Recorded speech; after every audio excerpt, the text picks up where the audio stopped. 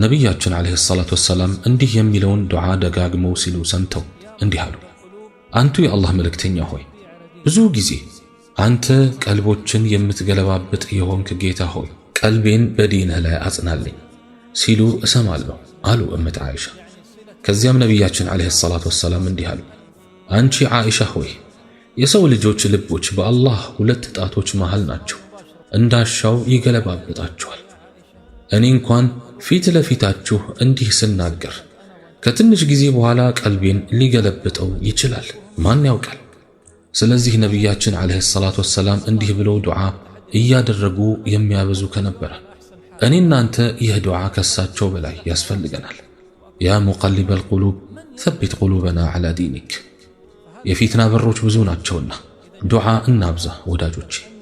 ስለዚህ ቀልቦች የሚገለባብጠው እንዲሁም የሚያጸናውና የሚያረጋ